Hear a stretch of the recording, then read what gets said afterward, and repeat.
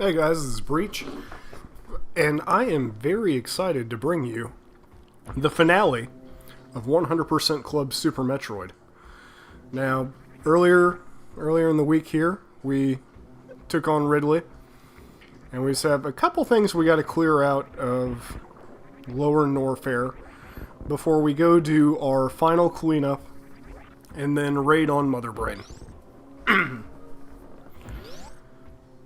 Now, remember we said that that energy tank over there we could get on the way out if we chose to.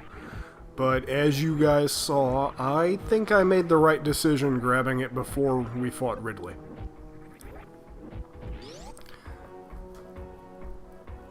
There's a power bomb that we can't get to over there. Wonder how we're supposed to do it. Oh, we can just kind of walk through this wall here. And with the screw attack and the space jump, it's really easy to just kind of go through enemies. And we're going to grab our missile here. Getting dangerously close to everything. After we come out of Lower Norfair, we're going to have 2 missile packs, a super missile, and a power bomb left to get. So, it's really the final countdown on items. And going through here, Spring Ball is one of your best friends because those floors will fall out from underneath you. And you just keep bouncing up to avoid that. And we've got our power bomb. Come on. You want to hop up or you just want to sit there and whine at me? But you can get out just easily this way. Just couldn't get in that way, unfortunately. Yeah, the false walls are one of the things that I think are a weaker point of the game. They're frustrating in that, you know, you're required to go in a direction that you have no indication that you should go to. But at the same time, you have the X-ray scope. You have a bunch of other ways that you can see through these false walls to get to where you need to go.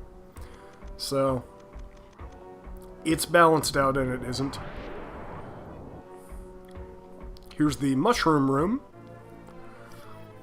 Remember we had the Mickey Mouse room at the last one.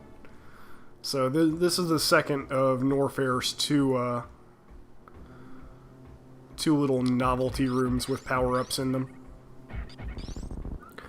And these key hunters, I mean, you can deal with them.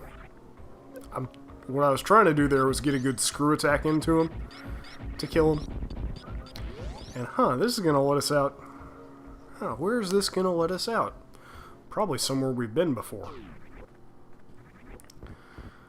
Probably somewhere where we could have seen that we can't get through because we'd need the screw attack to get through. This is starting to get green and bubbly. We know this room. This is the room from way back at the Failtage episode where we kept trying to do the jump over to the left. Yeah, this at this point we're going to work our way back to the ship to check to make sure that we have everything. It's kind of a ritual. You gotta check in at your ship to make sure you're hitting those magic 3 numbers of 230, 50, 50 for your missiles, super missiles, and power bombs. Because there's no real in-game tracker for 100%, so you have to know the numbers of what you need to have before you go finish the game out. Otherwise, you don't see your percentage completion until after the credits.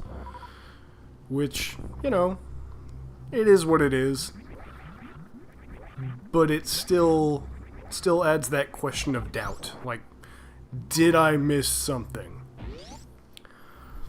And yes, we missed something very much so in this playthrough. We missed, like I said, 2 missile packs, a super missile, and a power bomb. And finally, we're going to get to see where those items that Breach just glossed over are. We're passing back by Meridia. Screw that place. I don't have nice things to say about Meridia anymore. Its music's already kind of worn out its welcome. But it's done. It's in the past. Here, we're just kind of screw attacking through everything. And we have enough health that even when I was taking hits and going through the acid, I mean, not really anything that I had to worry about. And this is another instance of Space Jump not functioning the way it's supposed to. And I know it's not going to, that's why I'm wall jumping all the way up there. But you should be able to space jump the way Space Jump is supposed to function. You should be able to just press B there and hop back up, or whatever your preferred jump button is. But see, I finally got it. I can't get elevation. We made it. Finally.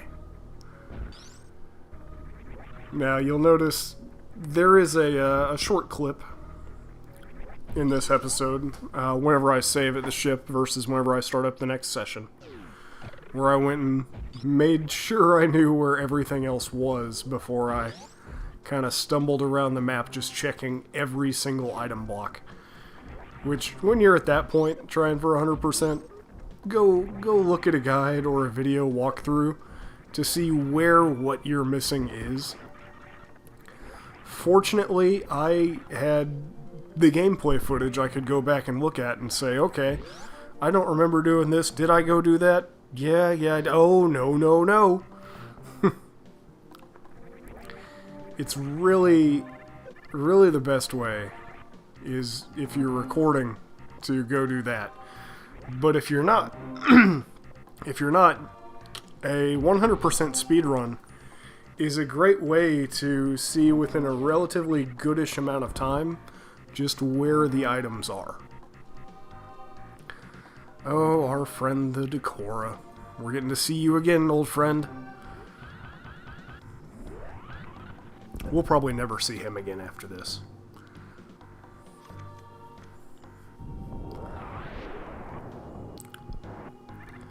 But I equate the run back to the ship, and then from the ship down to Torian as kind of a victory lap. I mean, if you're good enough, you're doing speedruns, you know whether or not you got everything. But if you're just doing a 100% run, there's no shame in just running back overpowered like, yeah, look at me, and then double checking yourself. There's enough things in this game that sorry, I'm gotten a sneeze. That there's a very strong likelihood that you probably missed something. You have 14 energy tanks, 4 reserve tanks, that's 18 items right there. You have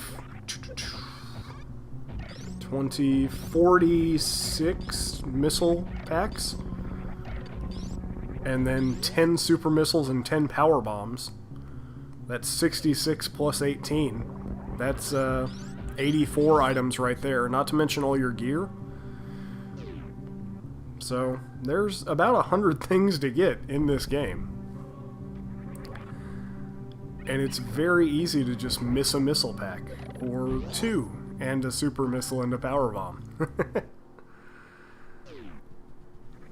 And we're here at our ship, finally getting Space Jump to work. Almost a swag landing. Swag landing whenever you land right on the ship and can go down right away without having to do any other inputs. But you get your full health and your full resource recharge, and notice we are just shy of 230 50-50. So save complete, and cut. Cut. There we go. So this is starting up a new file, and I know exactly where what I missed is. We have 2 items in the wrecked ship that I missed, and we're going to go take care of those first, because we're right here. Might as well. In hindsight, might have made more sense to go for the Brinstar ones, since you have to go from the wrecked ship to your ship to get to Torian. but it doesn't really matter. The end game can be as efficient or inefficient as you want, and honestly, when I was playing it, and even now while I'm talking about it, it's a little sad to see it go. It's one of those projects that you start out and you have high hopes for, and then you get kind of frustrated in the middle, but then by the end, you're like, that's my baby. I want to see my baby prosper. And here is a room that I should have known that we didn't get to, because it's in the speedruns all the time. 1 missile pack down. 3 upgrades left to get.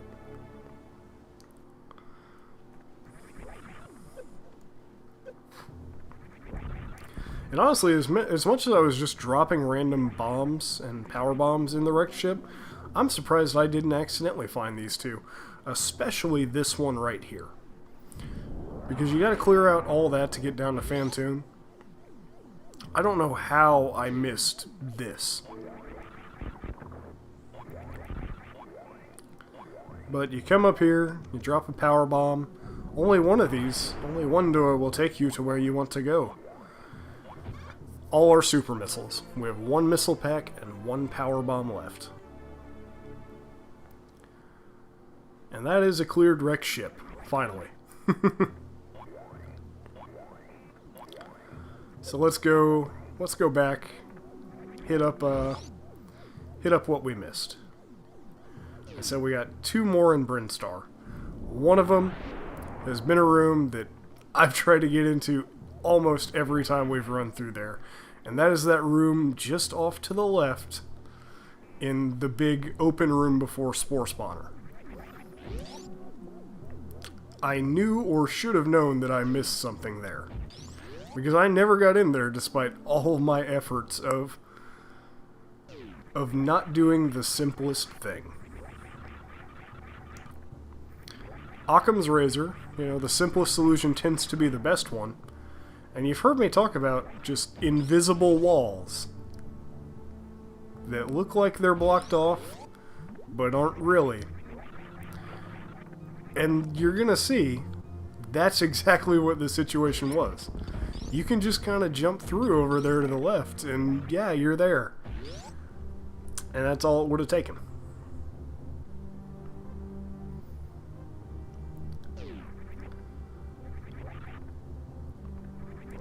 Now, this screen that so haunted my childhood because I didn't understand how to shoot, it brings back really fond memories now.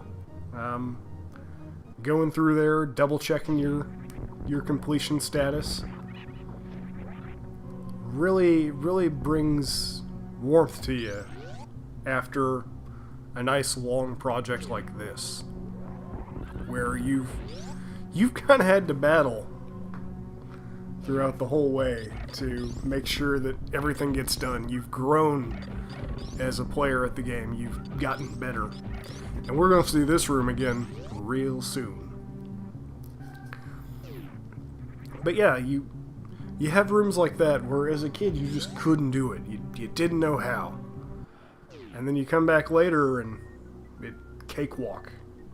That room, clearly the cakewalk of cakewalks.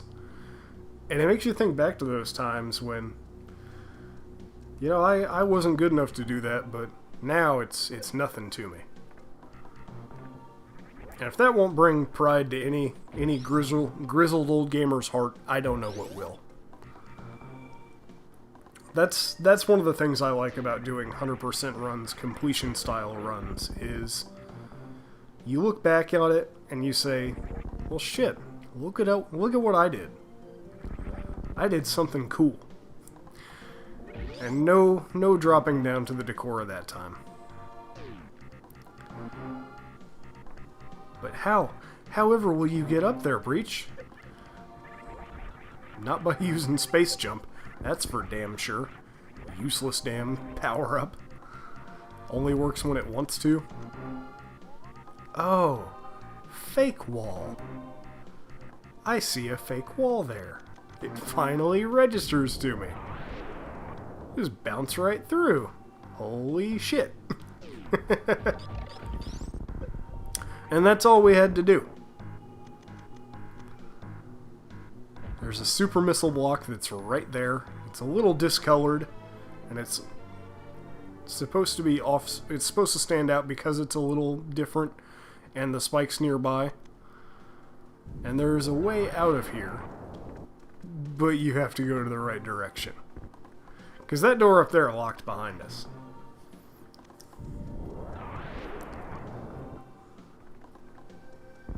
And here is the door that I thought I had to get into the whole time. That's just an exit. Friends, I'll let you know, that was the first time I've gotten that power-up ever. Like I said, this was the first time I've done a 100% run of this game. Like, before it's always been any percent. And that was the first time that I've gotten... This has been the first time I've gotten a lot of the power-ups that are in the game.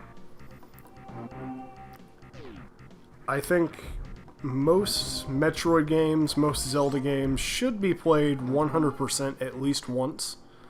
Because there's always just so much that they put in for you that you don't get from a standard playthrough. I think that a lot of these... Damn Ripper. I think a lot of these... The joy from the game and the length of the game comes from getting that 100%. I think if you're not doing that, you're doing yourself a disservice and really just not getting your money's worth on the game that you bought. Come on, do a diagonal jump. You can space jump through there now.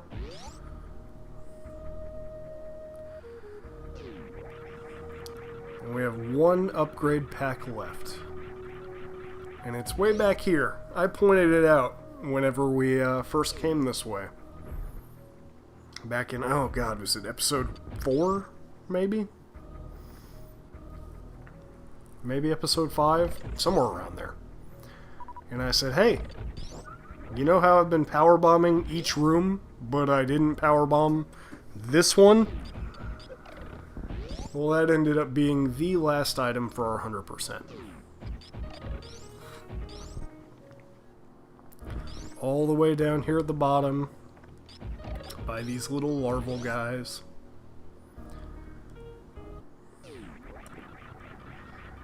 Finally, we're about to have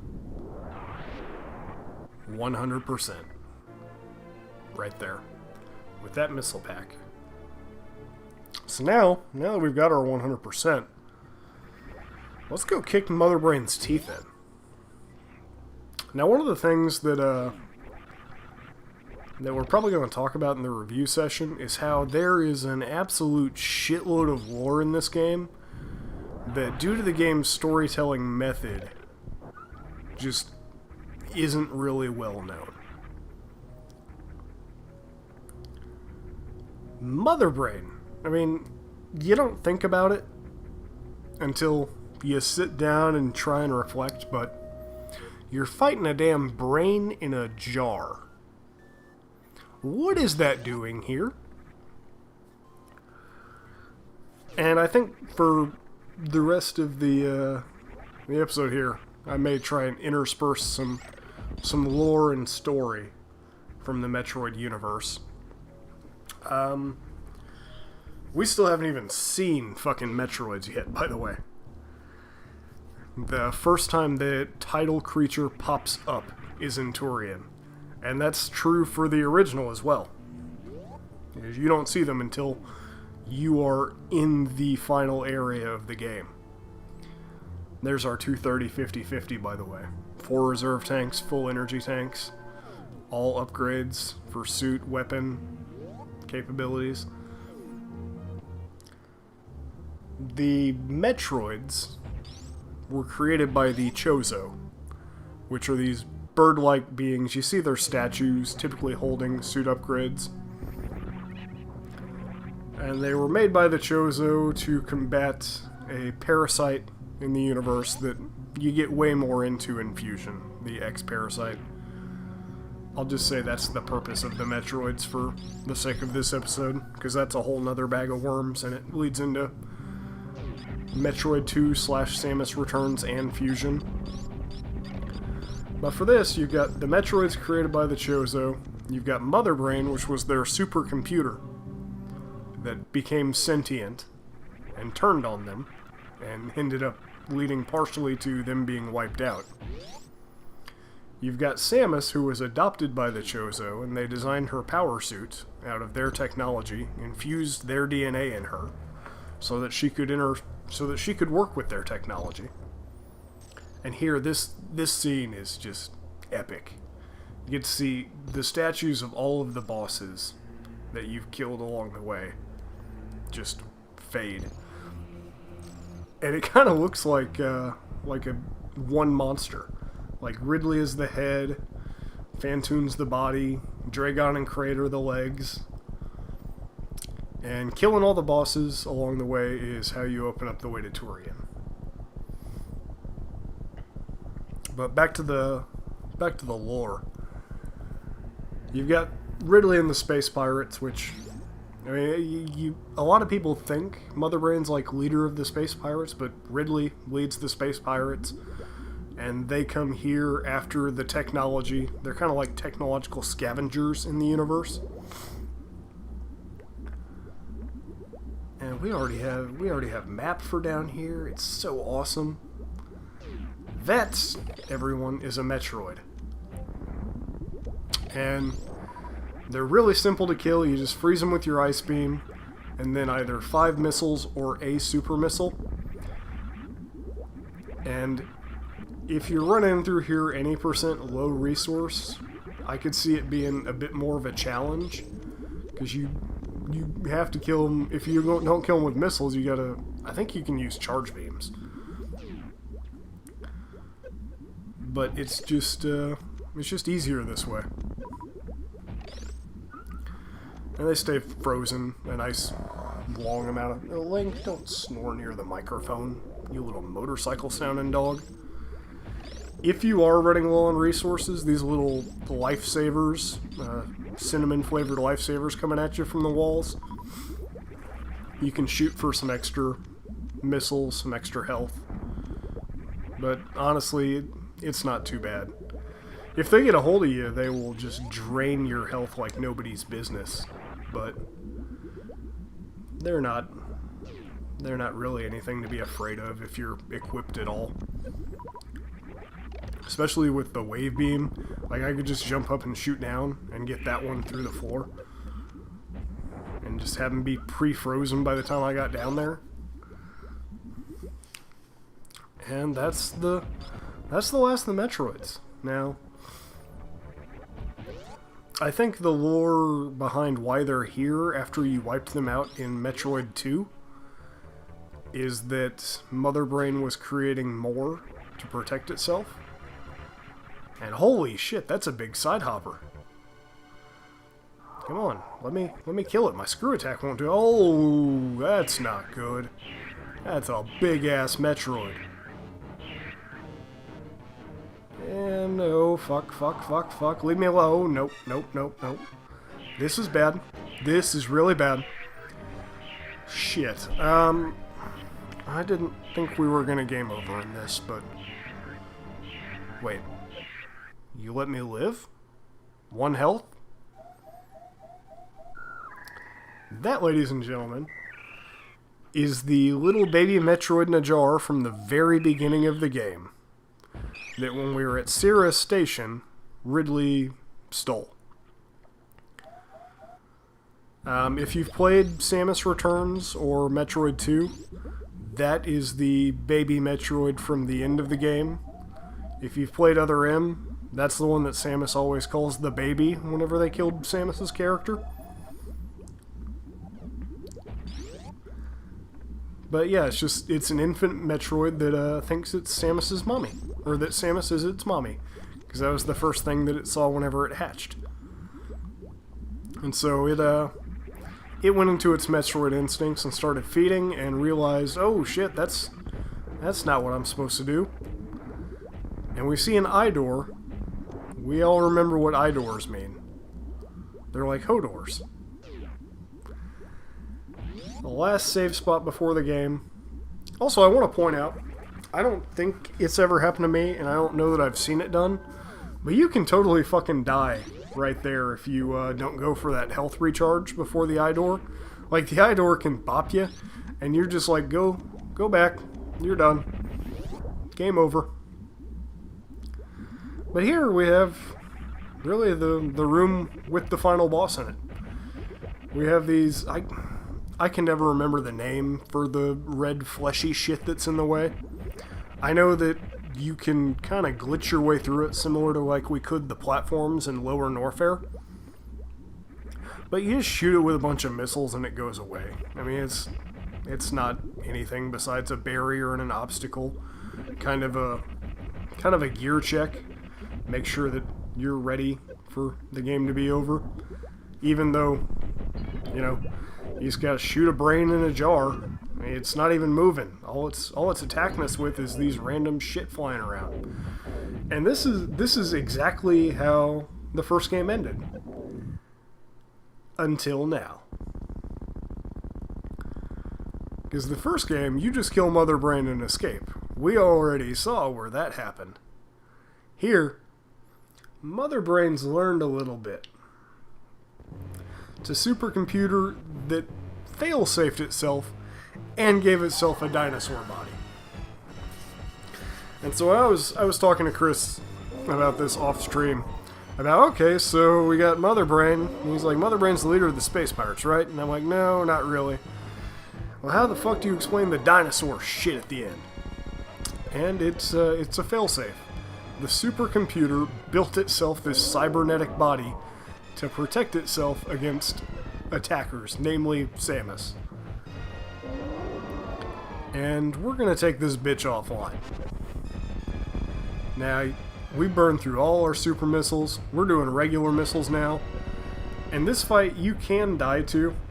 If you'll remember from the 2015 Nintendo World Championships, they had to roll through this fight. And it was, I think speedrunner Essentia actually died here. And we've hit the point where Mother Brain locks us into cutscene and just nails us with her rainbow beam.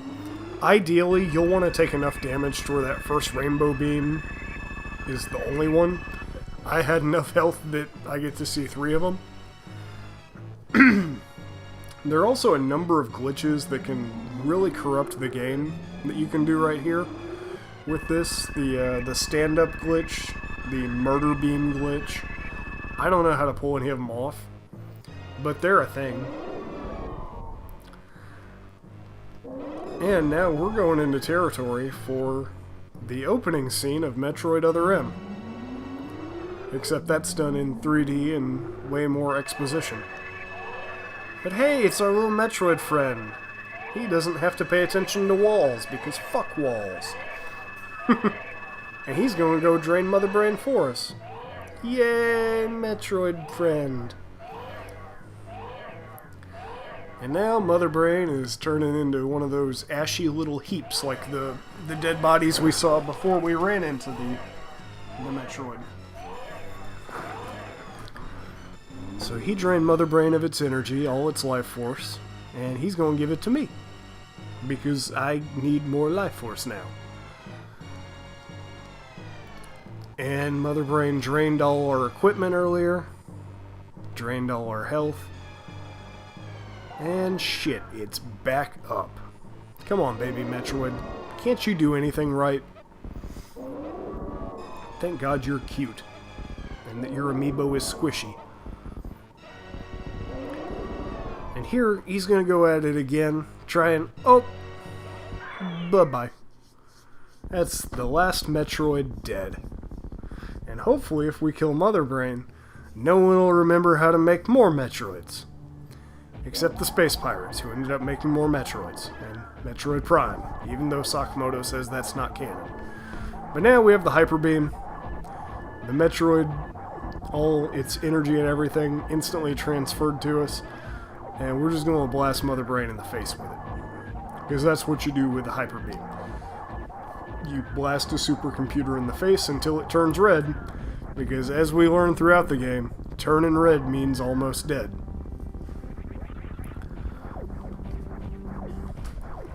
And finally, Mother Brain done. It dissolves, and naturally, since it's a Metroid game, time bomb set, escape timer. Your Hyperbeam will blast through anything that's in the path you're supposed to go in. And really, you have more than enough time to get out. I have seen some people playing through the game that just didn't have enough time. Granted, you can also do that as a quick little shortcut, which saves about 30 to 40 seconds. But like, whenever I was watching Chugga Conroy posted his first time playthrough of this, and he got all the way to his ship and could not get out. And it really hurts your heart to see that happen, because then they gotta go all the way back through Torian again. And hey, we got more rising acid and a space jump that doesn't work. Whatever will we do? Can we make it out alive? Find out next time on Dragon Ball Z. Or we'll just find out now, because we do. Obviously, I wouldn't be posting this if we just died, and you can see the length of the video remaining. Now, one of the things I am going to do is save the animals. Now, I'm going to give you a story about that, because I was not intending to save the animals on this playthrough. I was going to taunt the animals and say, hey, look, you can save the animals. But hey, fuck the animals. I don't want to save them. That ended up not working out. Hey, it's like we went through the exact same escape corridor that we did in Metroid 1. That's really nifty. The Hyperbeam let us just blast through that wall on the side. And we go into a morph ball here because the animals are waiting down here at the bottom. Over by where we got, I believe, our first missile pack. Either our first missile pack or one of the... It's where we fought the chorizo statue. And you see me look back there like, shit, I don't have time to think and react. It's because I didn't realize it was just going to boot me into their room and lock the door behind me. Like, I thought I could go in there, just go, ha ha, just Nelson from The Simpsons at him. But yeah, you go in there, you shoot the wall, and the animals escape. And the ending screen is changed by 1 pixel. And I'll point that pixel out to you so that you can see it whenever we get there. 42 seconds left. So, maybe I wouldn't have had enough time if I went the intended route. But we got it done. And that's what matters. And that, ladies and gents, is Super Metroid 100%. We get a nice little ending cutscene. The planet explodes, and you're going to see a white pixel go off to the right from the explosion here in just a second after it clears out.